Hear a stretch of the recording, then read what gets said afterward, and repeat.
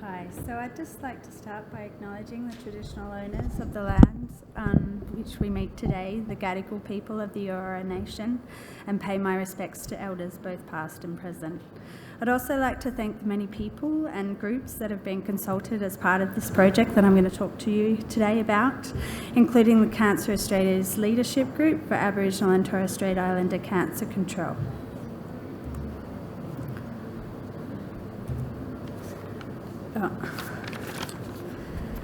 Okay, so the tumour-specific optimal care pathways described optimal cancer care. They map the patient journey, aiming to foster an understanding of the whole pathway and its distinct components to promote quality cancer care and patient experiences. The Optimal Care Pathway for Aboriginal and Torres Strait Islander people with cancer is a national guide to support the provision of culturally safe and responsive cancer care for Aboriginal and Torres Strait Islander people, describing key considerations for delivery of culturally safe and responsive cancer care across the different steps of the cancer care continuum, from prevention and screening through diagnosis and treatment to survivorship and end-of-life care. There are actually 3 versions of the optimal care pathway for Aboriginal and Torres Strait Islander people: a detailed clinical pathway for health professionals and health service administrators, a quick reference guide for GPs and primary care professionals, and what to expect consumer guides or community guides to help Aboriginal and Torres Strait Islander people understand what to expect during investigations and during treatment of cancer. The Optimal Care Pathway for Aboriginal people complements the 15 tumour-specific pathways.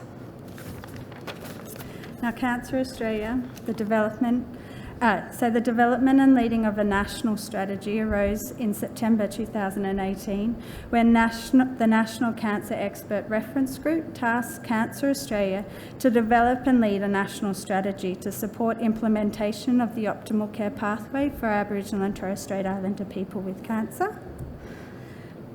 The intended aim of this strategy was to facilitate the uptake of the optimal care pathway for Aboriginal and Torres Strait Islander people across 3 target audiences: the health system, health services and health professionals.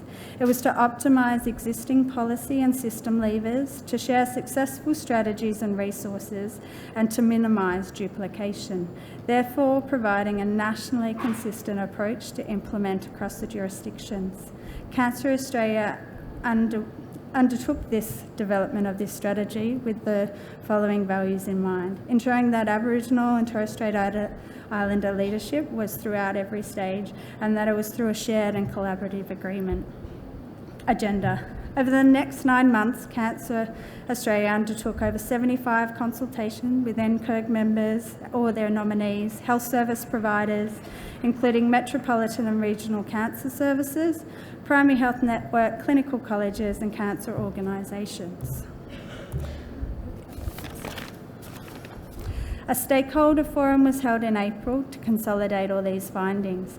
It was through this forum that the strategy was deemed more appropriate to be called a guide rather than a strategy. It was also reconfirmed to be designed for mainstream health services and to have the inclusion of practical applications, for example, case studies of what was going across the jurisdictions. A final review of the key end users was conducted in late June with the purpose to ensure that appropriate case studies were included, key policy and health standards, and clarity and readability of the information was put forward. Formal support from our leadership group to finalise the guide was sought in August, and now this is progressing to NCIRG. But essentially, the guide will be interactive and web-based. It will be more explicit than the optimal care pathway for Aboriginal people with cancer in relation to how to do implementation actions, but it won't be prescriptive. It can be used by health services and health professionals as a tool to identify gaps in current cancer services and inform quality improvement and initiatives across all aspects of the care pathway. It contains priorities for consideration at the system level, practical strategies to help health services for plan for improvement and guidance for the individual or health professionals to consider in relation to their own practice. I guess throughout this whole process of consultation, it was highlighted that there was a need for a separate strategy to be applied for Aboriginal and Torres Strait Islander community members and for the Aboriginal health sector. Therefore, in a separate initiative to support the National Optimal Care Pathway for Aboriginal People with Cancer implementation, Cancer Australia entered a Memorandum of Understanding with the Department of Health to develop a multi-platform communications initiative to encourage and normalise conversations about cancer and promoting the importance of early detection and timely referral. On the 17th of June this year, a national first, Cancer Australia launched Yarn for Life. It's okay to talk about cancer.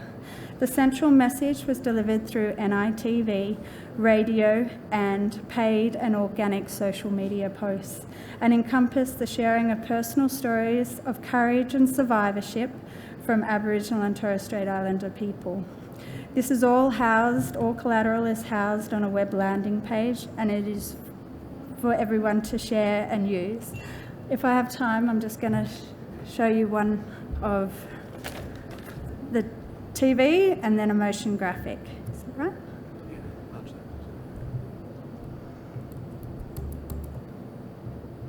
Sorry, it's restarted. Yeah.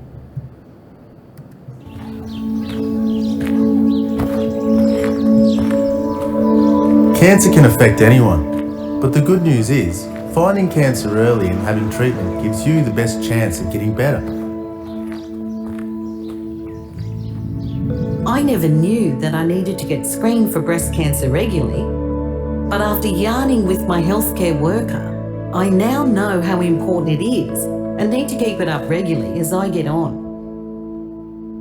My sister helps me get to my screening appointment, and it's over and done with pretty quickly when it comes around every 2 years. I don't worry about my health too much, but I still notice changes in my body. I knew something wasn't right the day I found the lump. At first, I felt ashamed and scared and didn't know what to do. After a while, I felt like I needed to tell someone, so I picked up the phone and had a yarn with my son. He reckoned I should go and see a doctor, so I did. I'm glad I listened to my body because the changes I noticed were from cancer, and finding it early was really important. Having cancer treatment can be scary sometimes, but it's not as scary when you have family and support. Every time I'm finished, we have a cuppa together. It's really important that you complete all your treatment. You know you better than anyone else. Have a yarn with your doctor, health worker, or someone close about any new or unusual changes in your body. And what screening tests are right for you. Remember, Yarn for Life. It's okay to talk about cancer. For more information, visit yarnforlife.com.au. Do I have time to play the TV? 60 seconds? Yeah. The other video? Yeah. Every run felt like a marathon. He knew that something was up, but he just couldn't face it. Then tests confirmed I had cancer, but I wasn't about to let it define me. Well, I fell to the floor when Yvonne told me. It was the hardest thing I've had to do, was tell my parents, my partner, and my kids that they think I've got cancer. But together, we're getting through it. I didn't think I had it in me to get all the way through treatment. But you did.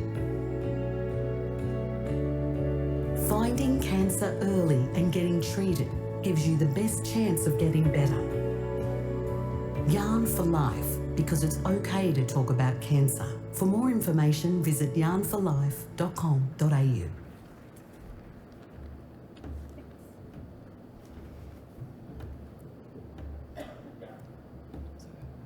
Well, thank you, Kerry. That was a fantastic presentation. So I'm sure somebody has some questions for Kerry about this the optimal care pathway, having someone's culture in the centre of it. So has anyone got any questions for Kerry down the back? Great, that oh yes, there's someone down there. Is that someone putting their hand up down there? If not, I in particular have one. I'm quite curious. I bet you could sneak off, but you can't. I guess having multiple platforms for people. Do I need to speak in? The guy's going to go crook at me for not speaking into the microphone. I saw your multiple platforms available for dissemination, and I guess I was curious how the uptake's going, or do you have some measurements on how many people are accessing the website and the multiple resources there? Yes, so we looked at reach and impact. I wish I had those results with us. It was a 4-week campaign, but Carbon Creative and Indigenous Communications did the reach and impact and views for us. So can't have them all. Didn't want to make it a trick question for you. So absolutely. Well, I'm quite interested in that. Has anyone here, I guess just a show of hands, has anyone visited the site, been able to utilise any of the information and resources on the site?